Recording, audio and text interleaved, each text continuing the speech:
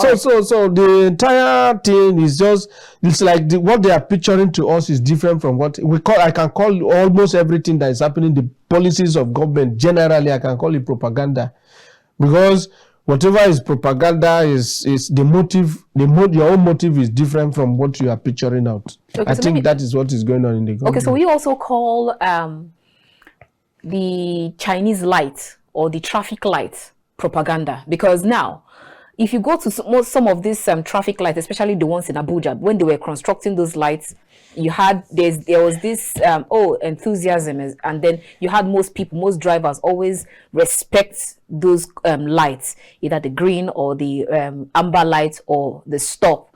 But now there are some of these places that you pass through and the lights are not even working. And then you just begin to wonder, all the contract that they give for whether the CCTV in Abuja or the lightnings, and what is their cost implication and the benefit? Does it even match at all, Richard Oriri? It doesn't match. But even the contractors, that majority of them are foreigners, from the beginning of the execution of the contract, they know that it won't last. They know that it won't work, because they know the kind of agreement they went with the person who has given them the contract. They are just using us to play football. And majority of the problem generally is that we don't ask questions. We don't ask questions as citizens, the House of Representatives and the senators, members, to do oversight. Right. You understand? This oversight, they have in the Senate now, they have different committees. In the House of Reps, they have different committee, over 120-something committees in the House of Representatives of 360 members. They have committees. And these committees' responsibility, they are to oversight the different agencies that they are directed or mandated by the Speaker of the House of Representatives to watch over. Okay. But they are not doing it. Okay. And again, going to the other side again, these our CSOs that will help the poor masses, they are not equally doing their job well. So the CSOs are not advocating well? They are not majority of the CSOs, if you go to states now, you don't even have CSOs. CSOs in Nigeria, they are only centered in Abuja. A majority of them, they are appendage of different ministries and even presidency.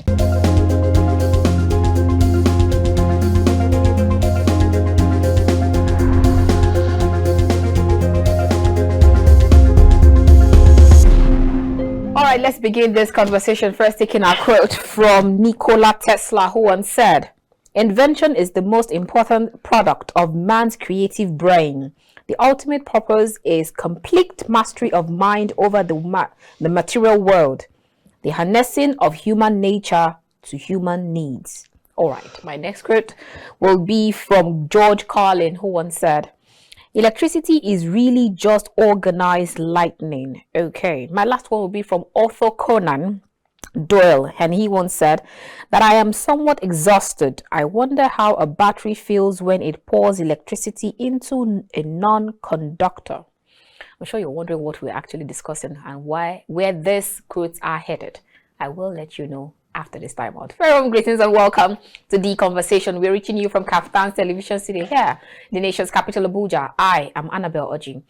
Today we'll turn our attention to state of the nation. We'll talk about the CNG buses that the federal government have promised to start reeling out from May 29th. You remember May 29th? That's like 1 year after fuel subsidy is gone, and they promised to reel out those CNG buses, but it didn't come out in that 1 year. So they say from this May 29th, we should be expecting those buses will be delivered to different local government areas and states and all. And then the federal government, led by President Bola Ahmed Tinubu, has asked ministries, departments, and agencies to ensure that they start acquiring CNG buses henceforth. But aside that, aside the CNG buses, we'll also talk about the fact that the federal government has decided, or the Senate has decided, to approve the $500 million asked by President Bola Ahmed Tinubu, so as to get metering or to meter Nigerians. And then most people are wondering, why is the federal government metering Nigerians and then the discos are the one distributing the electricity. We have loads of things to talk about today on The Conversation. And my guest on the show today is Richard Oriri, who is a politician. Great to have you on the show this morning. It's my pleasure, Annabelle. Good morning. Great, good morning. All right, now let's go straight to our conversation for today. We'll start with the CNG buses. And I saw that the federal government has asked that most MDAs to ensure that they start getting CNG buses. And then, according to President Bola Ahmed Tinubu, he says that he wants to reduce the use of fossil fuel. And so these agencies or departments, they should ensure that their buses are CNG. They should ensure that their generators are CNG. And then we're also looking at the conversion of these CNG buses and all. But I hear a lot of people say, why do we think, or why should we go ahead to look for either the conversion or the buses outside when we should be patronizing our own? Who is our own? Our local manufacturers or companies that can convert, like the Innocent Motors and all of that. But then some other persons will say, it's better to just go and be sure of what you are buying, go outside. But yes, we are still the same person that will come back to say, think local, but go global. What are your thoughts on all of this?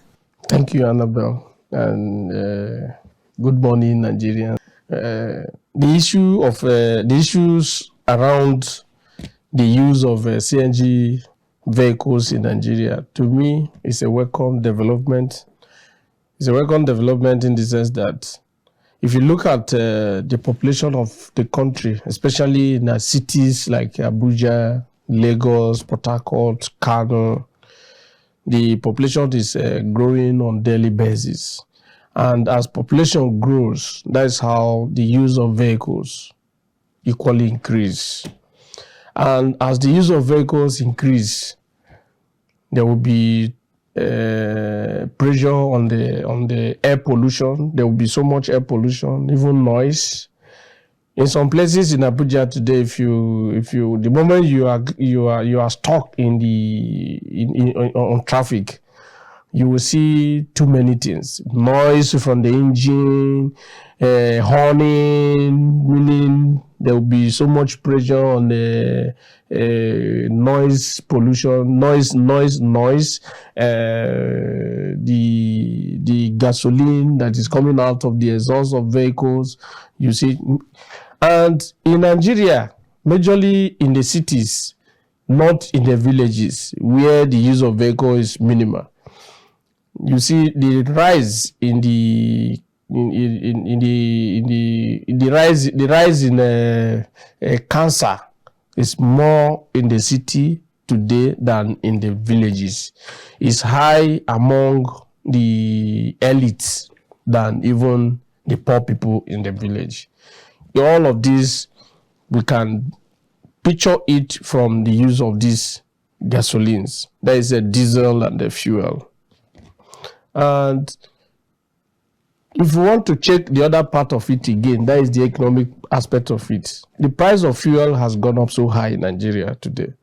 And the price of diesel has equally gone up so high. So the CNG, that is a compressed natural gas.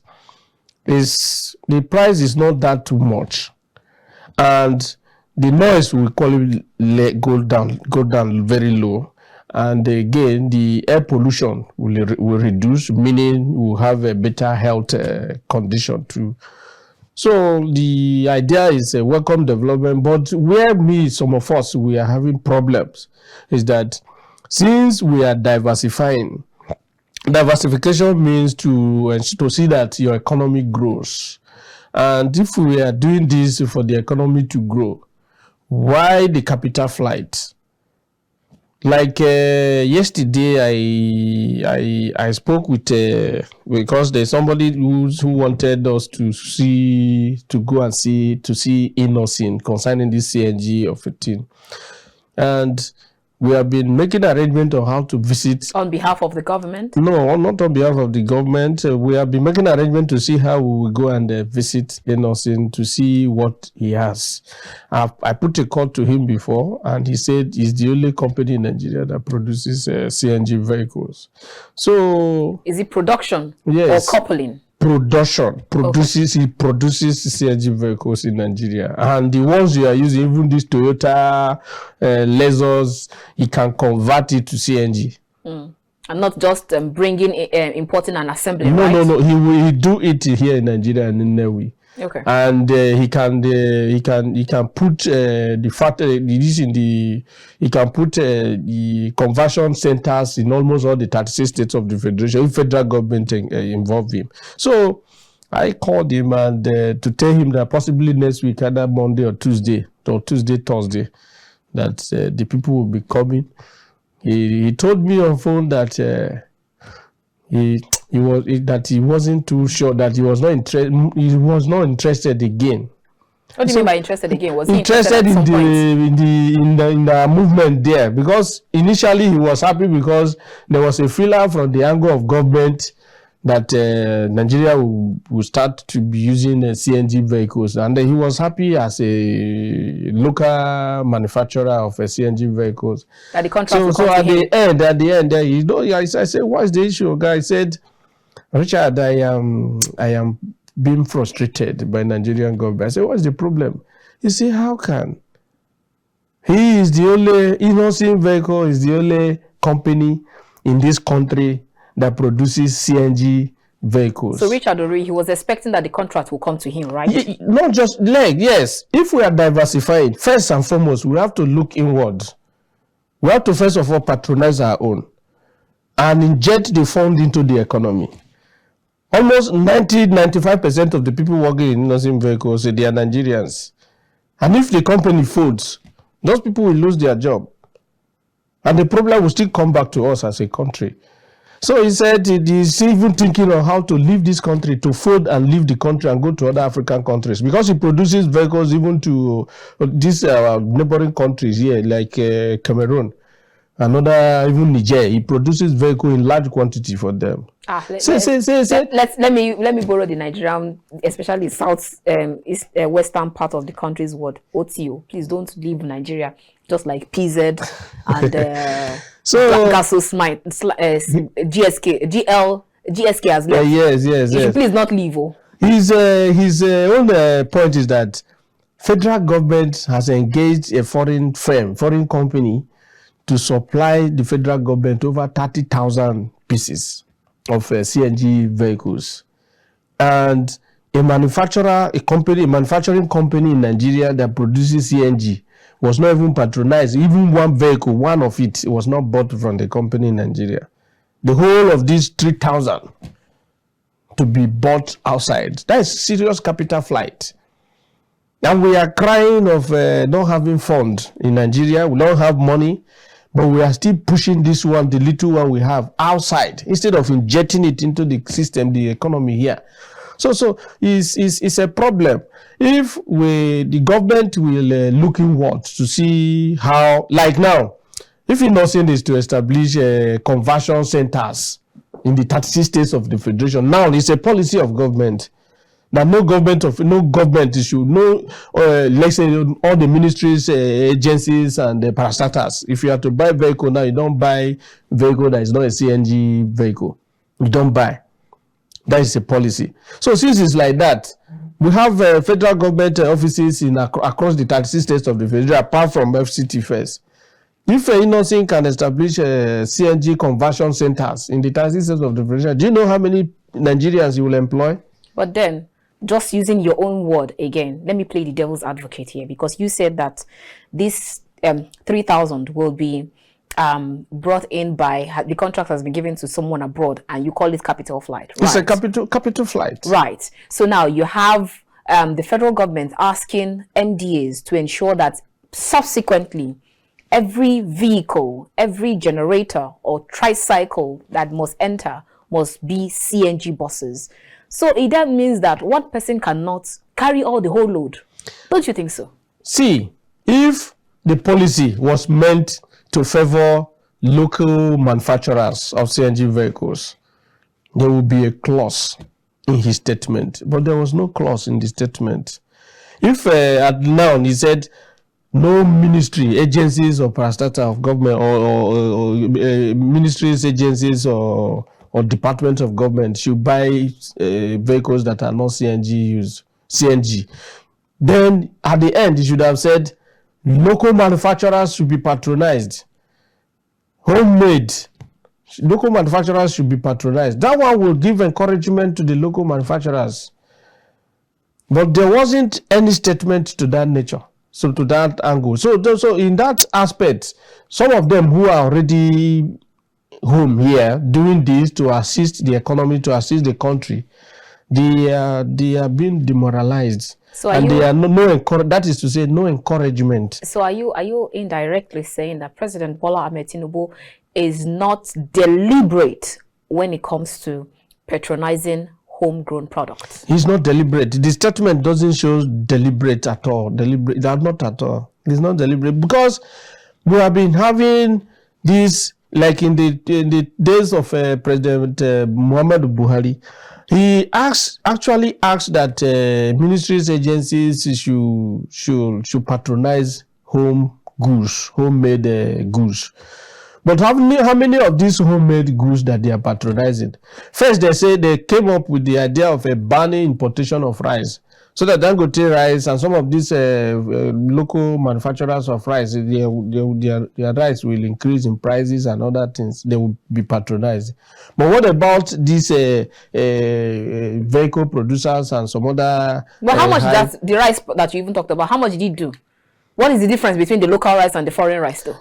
The difference was so high. When the local foreign rice, during the Buhari's time, there was a time that 50 kg bag of foreign rice was sold for 35 or 37,000 naira, and then the local rice of, let's say 50 kg then was around 16,000 naira.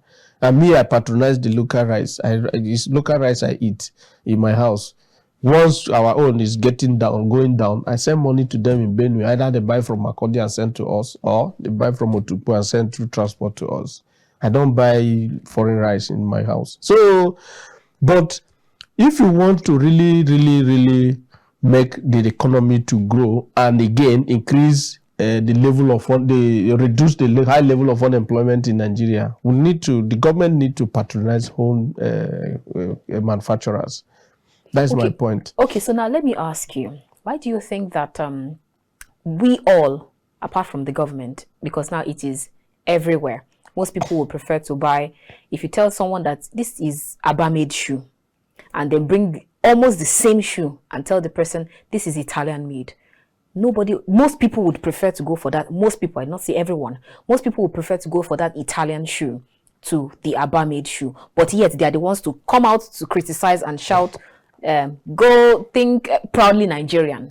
Now, why do you think that we as a people would prefer to have the Julius Berger construct our road? We prefer to have the CCECC construct or maintain our roads, but then we still have our local road constructors, the Dantata, Saos, and then all of them. Why are we always deliberate in the international, the foreign made than the Nigerian one? Annabelle, that question, I will give you the answer from the perspective of corruption. I can call it high-level corruption because some of these foreign companies, especially the ones that construct our roads, majority of them, they are here for business. And some of the politicians brought them into the country just purposely for that reason. And most of these Chinese companies, if you give them contract of, let's say, 4 billion naira, you have the authority, you have the power to say the contract you are giving is 4 billion, but the total sum that will be written on paper is 15-20 billion naira. The difference will be given to them. And that's what they are doing to us.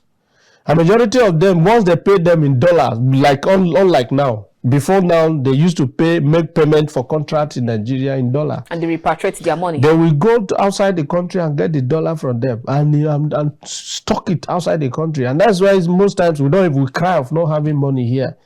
But they are using some of these companies to move the money from here. So it's a very big problem. Like you just mentioned data transfer.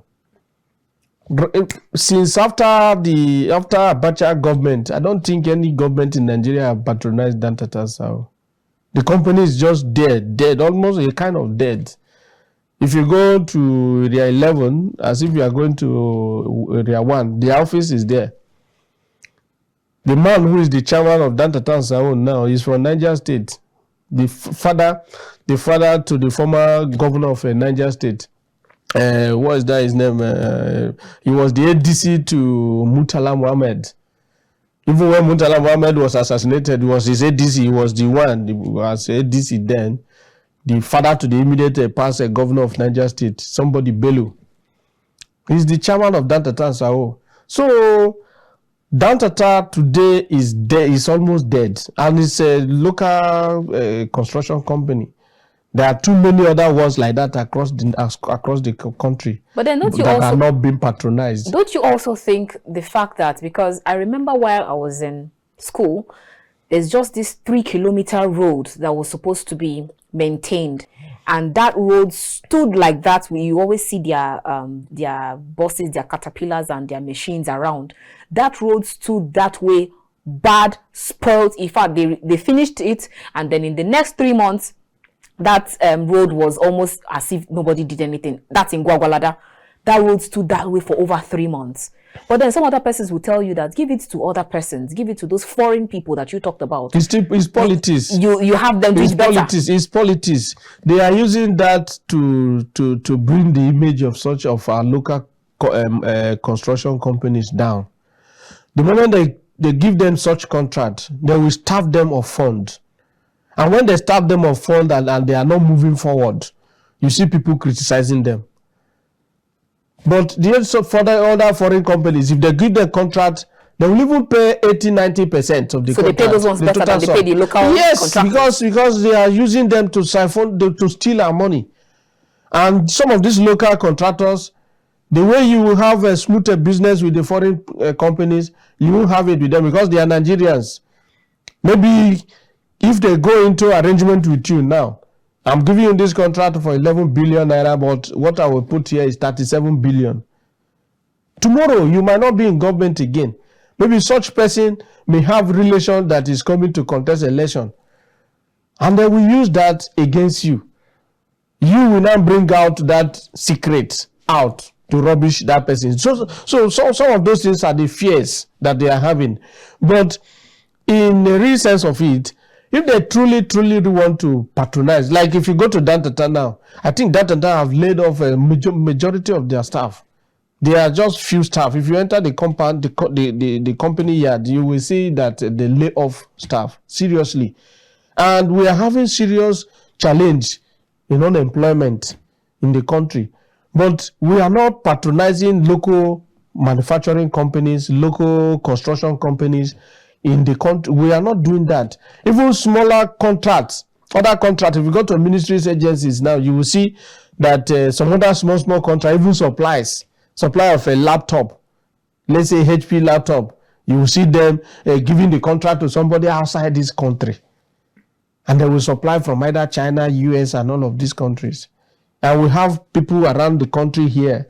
Some have graduated, no government job, and they now say, okay, what do I do? They want to ahead to register companies and be making small contracts, supplies and smaller contracts. But they are not being given this job.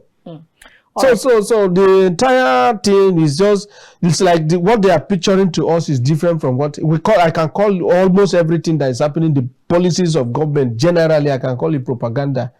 Because whatever is propaganda is the motive, your own motive is different from what you are picturing out. Okay, I think that is what is going on in the government. Okay, so we also call the Chinese light or the traffic light propaganda, because now, if you go to some of these traffic lights, especially the ones in Abuja, when they were constructing those lights, you had there was this enthusiasm, and then you had most drivers always respect those lights, either the green or the amber light or the stop. But now there are some of these places that you pass through and the lights are not even working. And then you just begin to wonder, all the contracts that they gave for whether the CCTV in Abuja or the lights, lightnings, and what is their cost implication and the benefit? Does it even match at all, Richard Oriri? It doesn't match. But even the contractors, that majority of them are foreigners, from the beginning of that, the execution of the contract, they know that it won't last. They know that it won't work because they know the kind of agreement they went with the person who has given them the contract. They are just using us to play football. And majority of the problem generally is that we don't ask questions. We don't ask questions as citizens. We don't ask questions. And those who have the constitutional right, constitutional power to ask government those questions, they are not equally carrying out their responsibility, especially like the legislators. They are not doing their job. The SSs, some of these SSs are coming from the executive angle. Contract award, execution of government policies is the executive. They are the one implementing government policies. And these policies, they are made by the legislators. Policies of government, they are made by legislators, maybe out of legislation. Then the executive will execute it. But when they are derailing from the real thing, from what you have done from the parliament, when the executive is derailing, they don't ask questions. And that is one of the reasons the same constitution empower the House of Representatives and the senators, members, to do oversight. Right. You understand? This oversight, they have in the Senate now, they have different committees. In the House of Reps, they have different committee, over 120-something committees in the House of Representatives of 360 members. They have committees. And these committees' responsibility, they are to oversight the different agencies that they are directed or mandated by the Speaker of the House of Representatives to watch over. You are to watch over them, check the agencies, put them straight. If they are deviating from what you have asked them to do from the parliament, this is not what we ask you to do.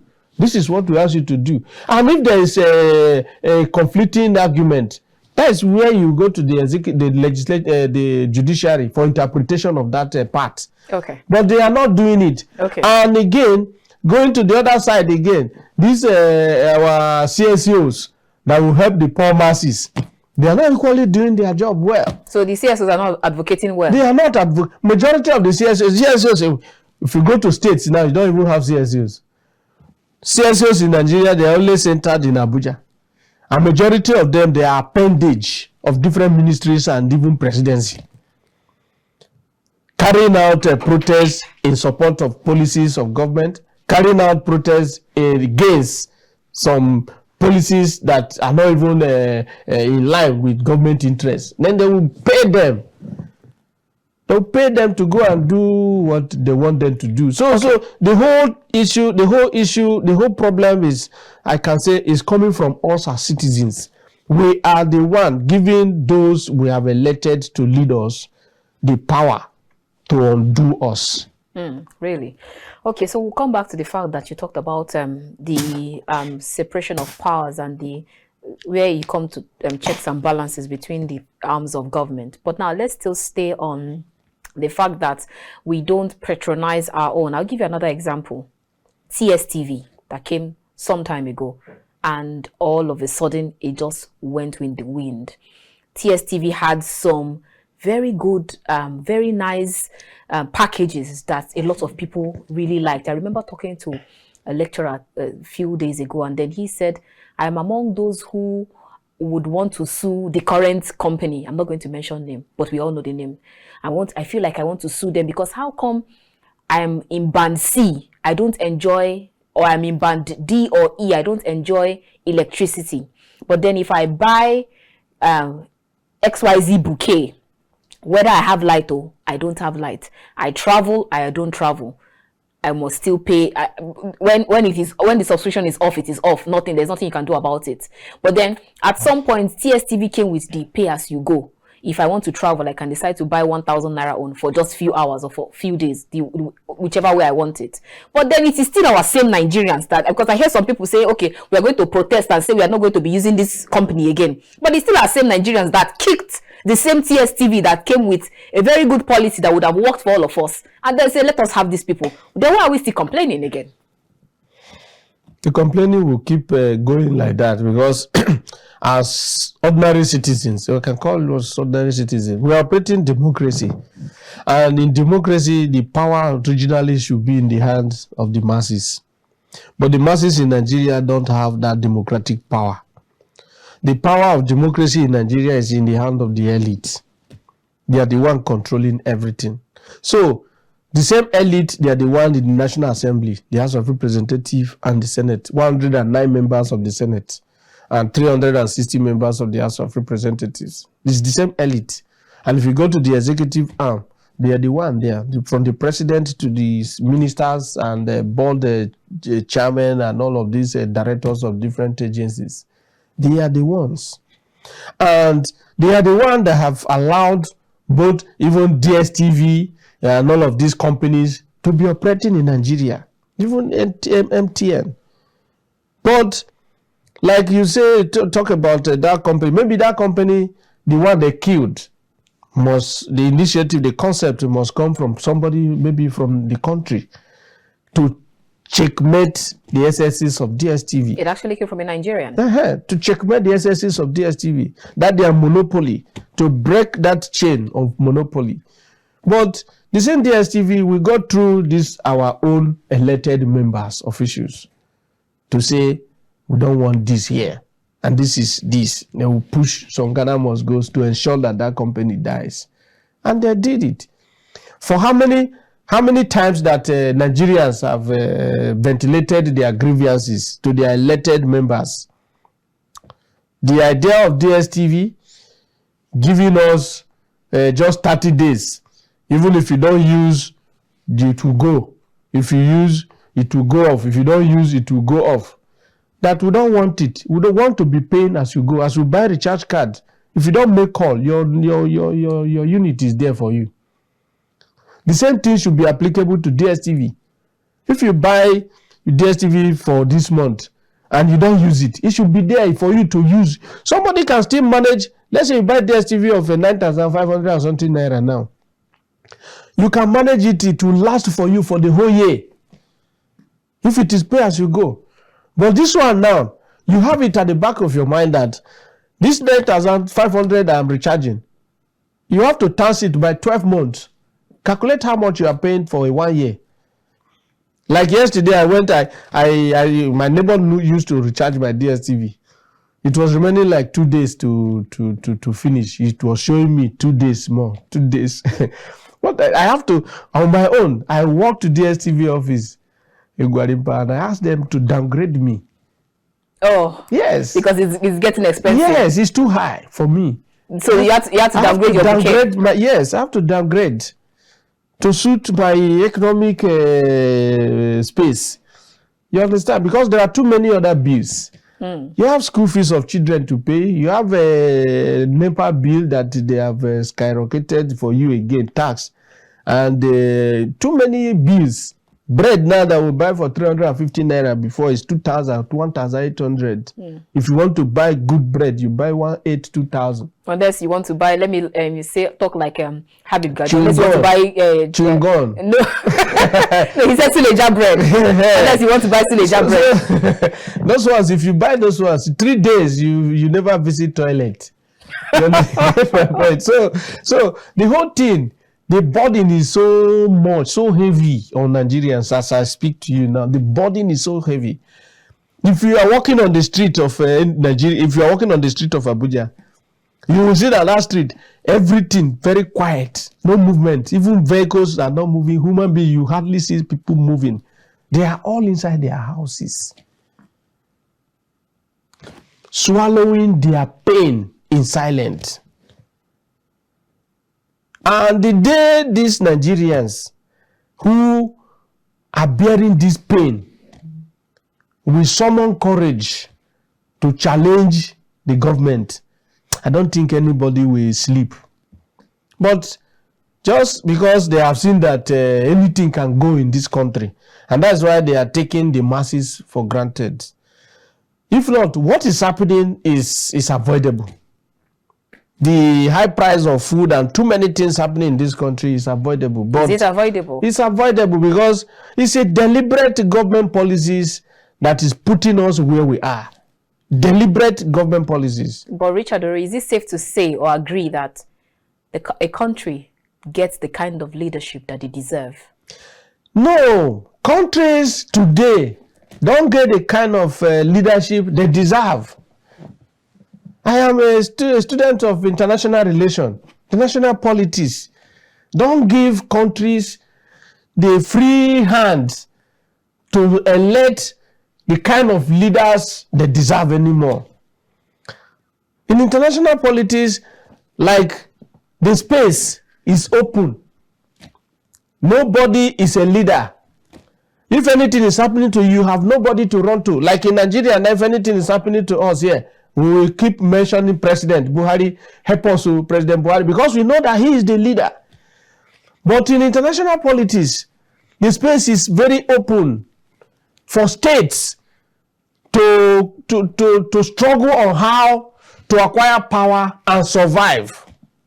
You acquire power, economic power to survive. You acquire military power to survive, to protect yourself, to defend yourself. So other states who have the power already and they are still accumulating the power, they are looking for states where they will suppress, where they will put on perpetual, their perpetual slaves, making them dry till tomorrow.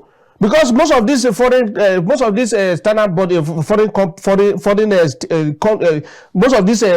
countries across the globe, they don't have the kind of resources that some of these African countries and northern nations have. They don't have. All right. Like as it is now, I keep saying this. From the very day the president was sworn in, from that very day, some of us got to understand that he will play a Western card by the removal of the fuel subsidy. That fuel subsidy that was removed, subsidy, IMF and the World Bank, they don't like anything subsidy. If you want to go by their policy, you cannot place subsidy on any government agency, government enterprise. You can't place subsidy. You don't place subsidy on anything, you remove subsidy. And you will increase tax.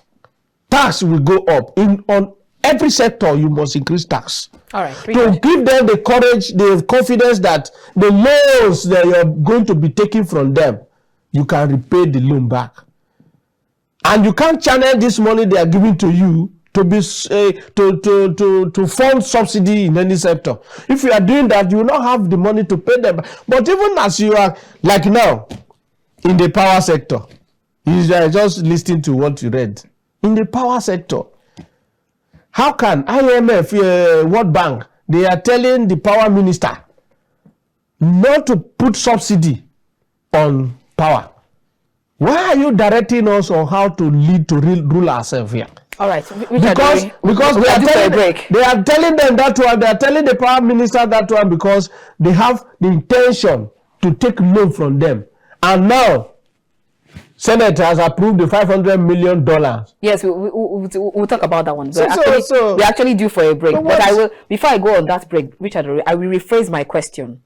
If you go to, during the elections, you have people who are supposed to vote their conscience, people who are supposed to put their thumb where their mouth is, but then they prefer to collect 5,000 or they prefer to sell or buy vote. I will ask you that question again. Leave the international politics, come back home to Nigeria. Do we get the kind of leadership or leaders that we deserve? I said we don't get it. I still stand on my feet to tell you that we don't get the kind of leaders we deserve on two faces. One, vote buying. And this vote buying, and the second aspect of it is that the foreign bodies, they manipulate our election for us. But you decided to buy votes. Wait first. now, even if you buy the vote or you don't buy the vote, the direction that they want the vote to go, it will go to that direction. No matter if they ask you to sell your vote, it means that there's an importance in it. Their interest is not on who become your senator.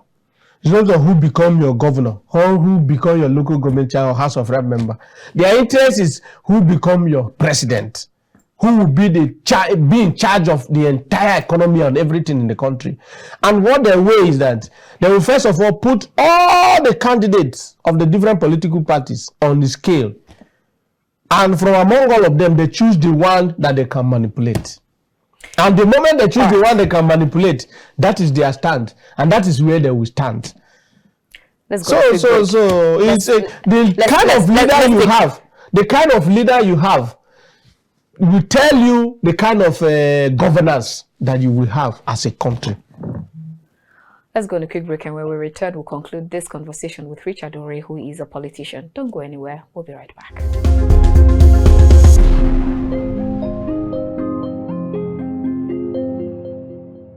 Well, if you just joined us, this is The Conversation, reaching you from Kaftan's television studio here in the nation's capital, Abuja. If you just joined us, you've actually missed out on the first part of the show, but then you can still join as we conclude our conversations for today. We've been talking about, you keep hearing, proudly Nigerian, think local, but yet go global. But yet you still have some people who will not want to patronize their own. They prefer to buy that Italian shoe, or they prefer to buy that Italian leather rather than going for the Abba-made one, which most times is even better. My guest on the show today is Richard Oriri, who is a politician. We'll be talking about quite a number of things, and now we're going straight to other matters as regards to the leadership or the kind of leaders that we get.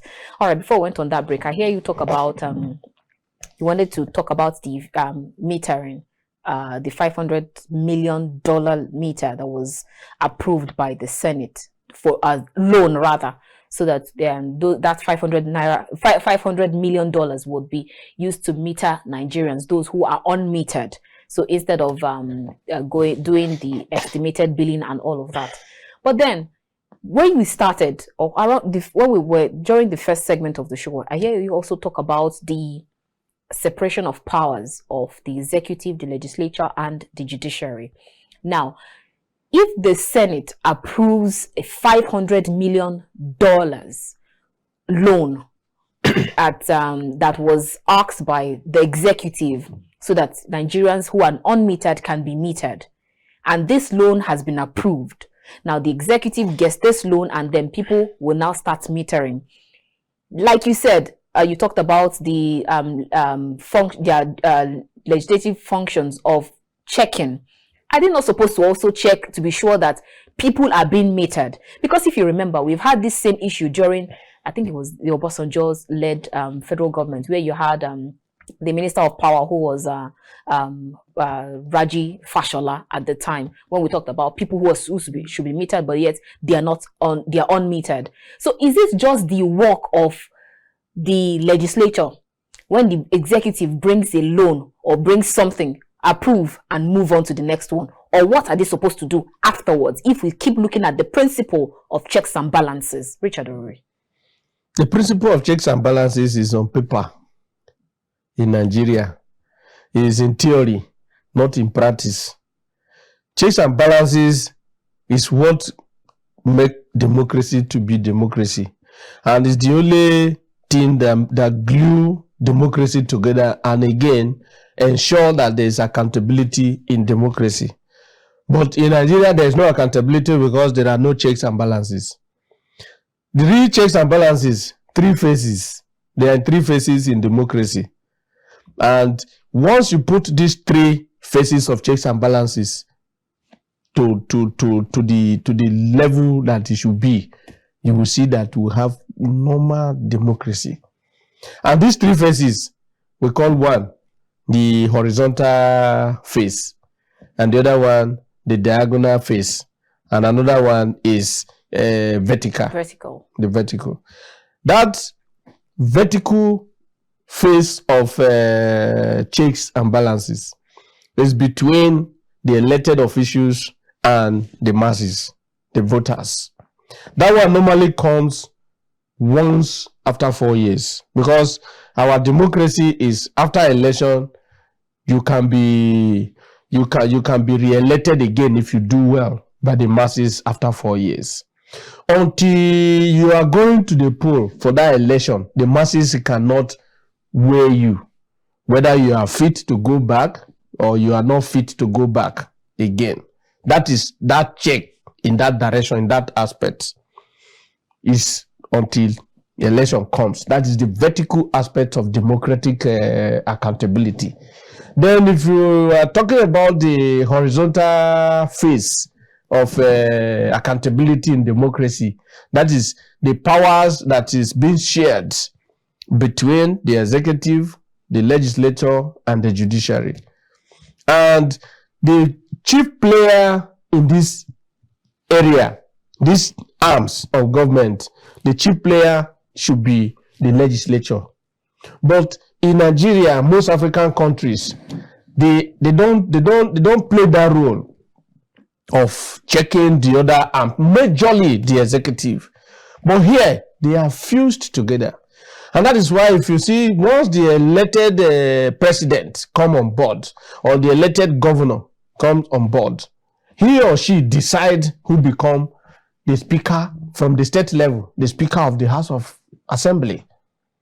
He decides, the governor decides who become the speaker, just to see that there will be his or her stooge.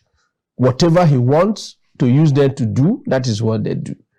And when we come to the federal level, you see that the president will ensure that whoever is going to emerge as Speaker of the House of Reps must be his anointed one.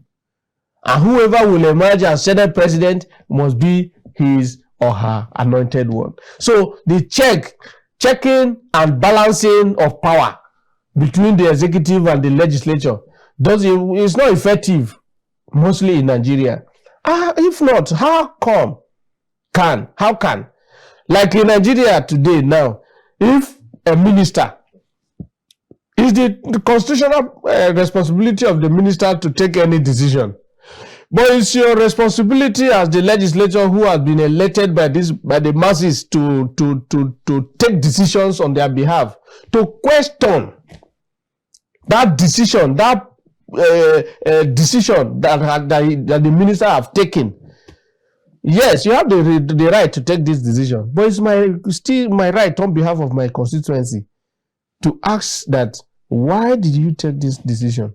Explain. Just simple explanation. Tell me why you take this decision. It's your right to have taken this decision, but it's my right to still question you. Why this decision? But do you see them even asking that question? You don't ask. Or you just have the eyes or the nose have everything it? Have it. Like now. like now. The oversight function is meant for that accountability.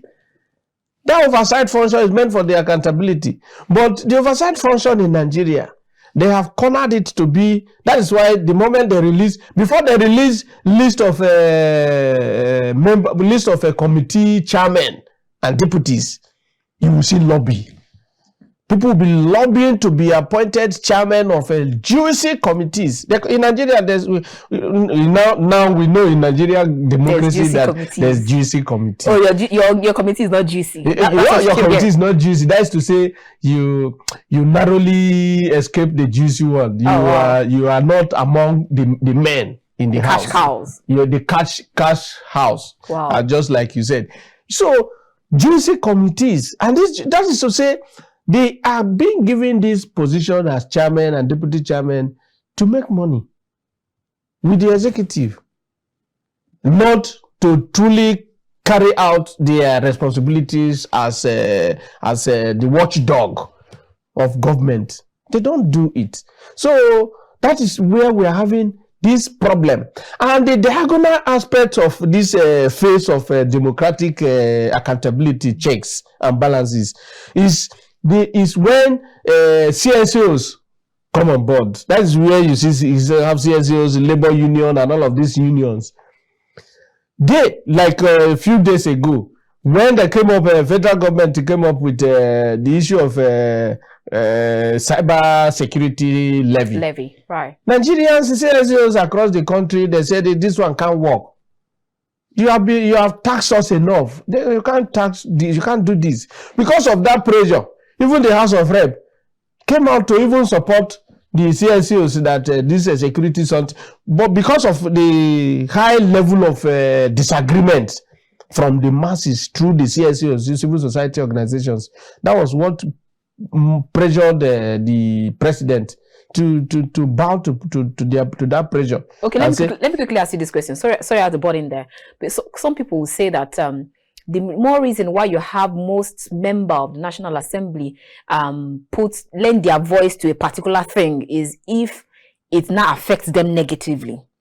Let's say, for instance, if you ask them, okay, we don't want cybersecurity levy, and then when some particular group of people see that this cybersecurity levy, it will also affect us, so it will affect our pockets, then we need to move against it. And that's the reason why you always have more people, especially in the National Assembly, move against something because it affects them negatively, not really their electorate or the citizens. They don't think about you and I. What they think is themselves. And that is another biggest problem that we are having as a democratic state or nation in this country.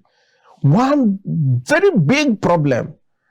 We don't fuse, yes, we are practicing liberal democracy. This liberal democracy that is being exported by the West, the America specifically, to us here, it talks about, the preaching is about good life. Good life. Good life. But even if we are talking about good life, how to give dignified life to citizens, the other aspect of it again is we have forgotten the strongest part of it that will make democracy to be very strong, which is nationalism. We don't put nationalism in our heart in any of our decisions and policies that we make as representative or as elite in government. Nationalism is the key. Is that force that glues democracy together. Nationalism. When you think when you become a true nationalist, your interest is not about yourself. It's not about your tribe. It's not about your religion. It's not about your family. It's about the nation, the values that bind you together as a people. The values. Richard Oriri. But we don't have that value that binds us together. That's what I was going to ask. If the late Chinua Achebe, God bless his soul, says that our problem is leadership. Now, if you say we don't have people who, are you talking about then, or as I'm talking now? Do we have leaders who would not think of themselves, their family, their religion, their ethnicity, but think of Nigeria first? Today, as I'm talking to you, today being and in this 2024, as we're looking forward to the next democracy, do we have such leaders? We have them, but not in good number. Really? Yes, we have them, but not in good number. There are still people, even from among the poorest of the poor, that value that name, the integrity. And that's why you see most people, since the loyalty today now, since loyalty is not channeled towards the interests of the nation, that all of us suffered, our forefathers suffered to put together for us. Since the loyalty is no longer channeled or directed to the nation state, loyalty majorly now is channeled to family. Some people, you as you are now, you can hardly allow anybody to dent the image of your father. Right. You get my point? Most people now channel that loyalty, that nationalistic ideology to their family circle. Rather than the nation. Rather than the nation. But is that bad? So that is to tell you that we still have people who have that, who know about that value system.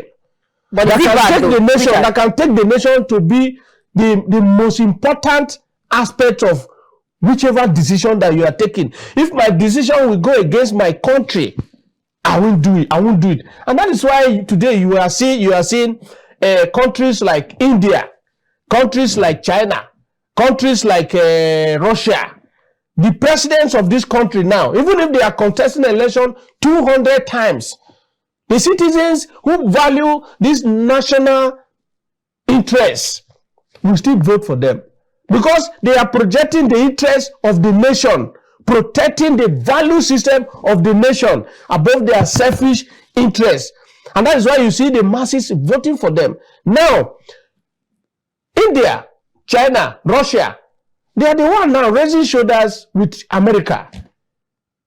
And it is the value, the nationalistic ideology of their country, like their culture, the culture that binds them together, their language and geography that binds them to. Those are things that move them when they are taking decisions. Like India, China today. China is seeing that America is seeing Taiwan to be a country, but China said Taiwan is part of them. It's about history, and if you look at history, Taiwan, they are part of China, but because of that civil war that time, those people that are in Taiwan today, that island, they moved. It was the civil war that made them to run to that island. All right. So China, they are still seeing them as part of them. So it's about history. It's about culture of the people. So that is national value. But you can't do, and if you are going to go into any alliance with China today, any country, the first thing they will tell you is you don't have diplomatic arrangement with Taiwan. You don't have nothing. You don't have to recognize Taiwan as a country before China will do any business with you. You don't have to recognize Taiwan.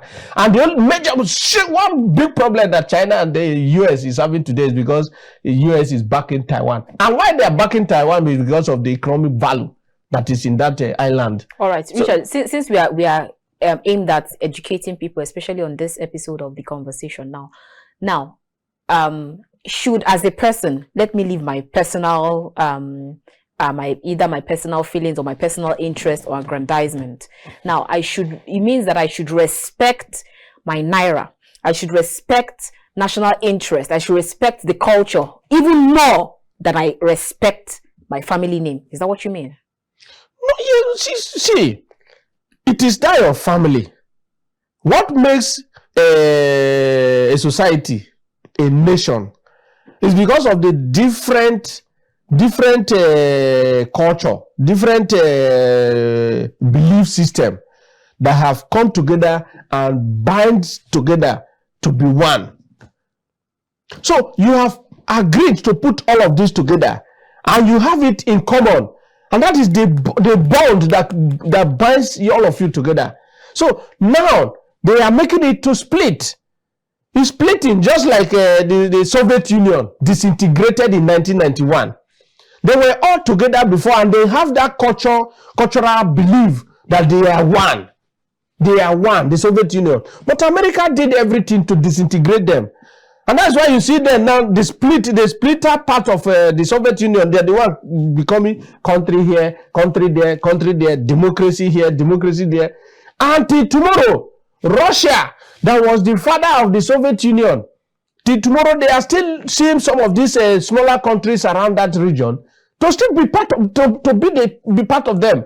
And that's why you see Ukraine crisis and Russia is increasing every day, because Russia have vowed never to allow Ukraine go. They are part of them.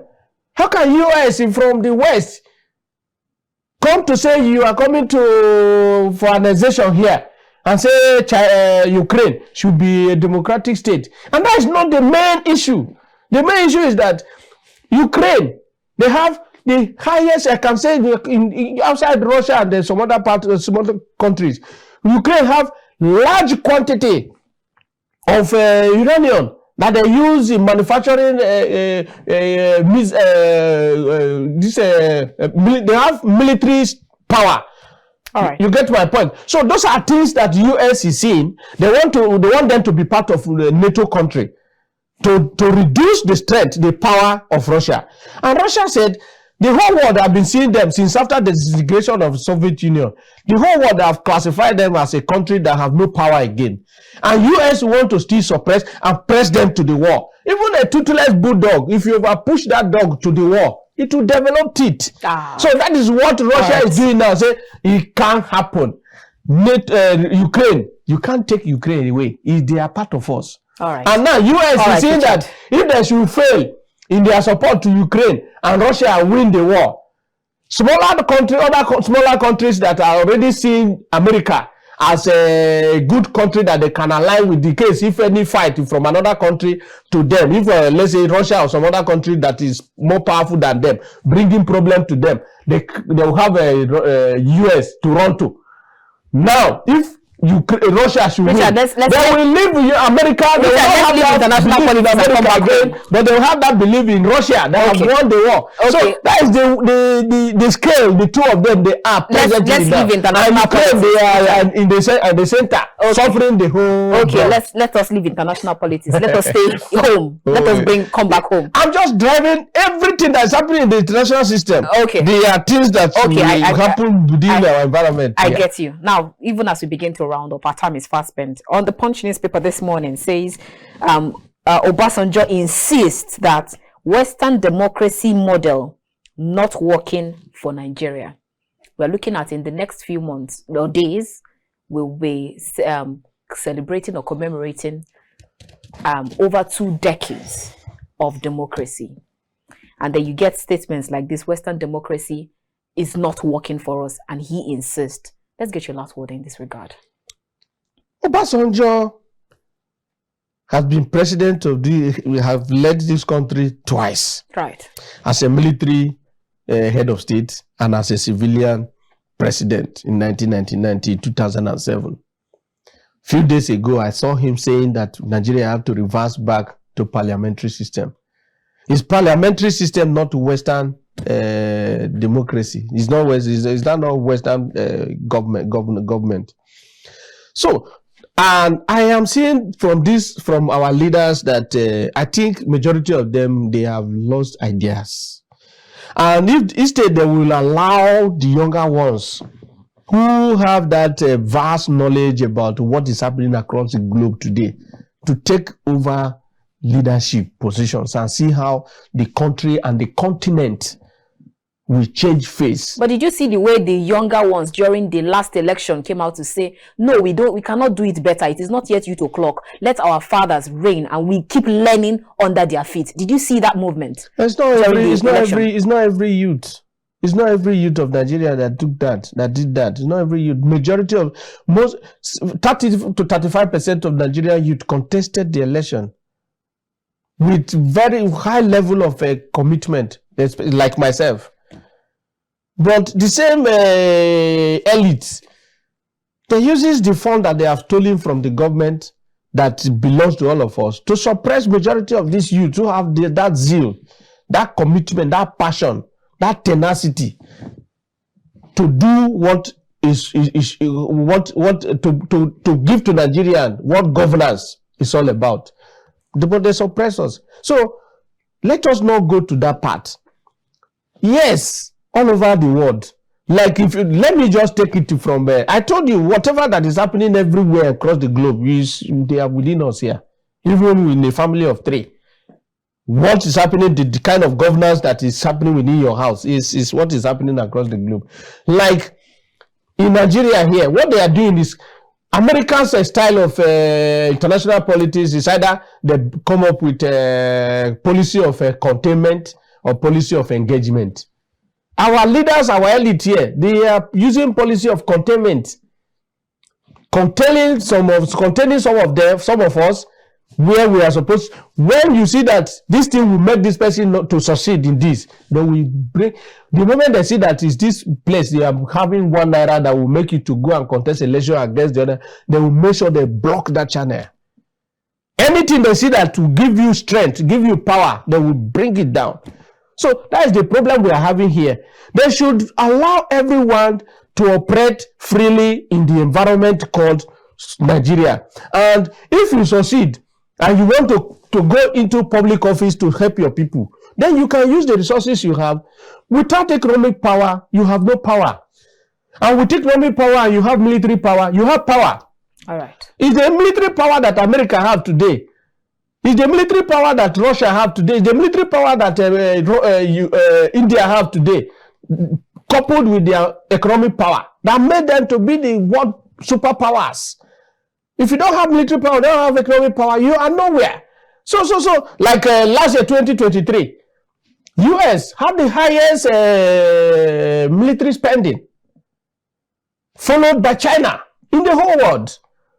And that is why they are rating them as the strongest superpowers in the world, followed by India, then followed by Russia and India. So now in this country, our leaders, in fact, they have no much ideas again. How? Yesterday, the British people that colonized us, when they were about leaving and saying we should lead ourselves, they brought the idea of a parliamentary and handed over to us, say, you are operating parliamentary system of government. After they left, not up to even 6 years, we changed from parliamentary to American style of democracy. And today, these leaders that have watched all of this happening before, they say we should still go back to parliamentary that they condemned years ago. Meaning they don't have focus. If we are living the American style of democracy and we have abandoned already the British style of democracy, then let us come together and see how we will design the kind of democracy that is suitable for us and give it a name. All right. And we can operate. Thank you so much, Richard Oriri. Thank you. It's my pleasure. Our time is fast spent. It's been a wonderful time having this talk with you. Thank you so much for your time. I appreciate you for inviting me. All right. All right, viewers, that's where we end this conversation for today. Remember, every episode of The Conversation is a time for you to be educated, entertained, and informed, and even enlightened. And I'm sure you must have been rightly educated, entertained, and informed, and also enlightened. I will see you again next time. Remember to always patronize our local made products. Go and look for that Aba made shoe or Nnamdi that makes good delicacy, and stop looking for continental dishes. That's the way you can actually boost our own economy. Thank you so much for listening. My name is Annabelle Oji. Have yourselves a very wonderful weekend. Good morning.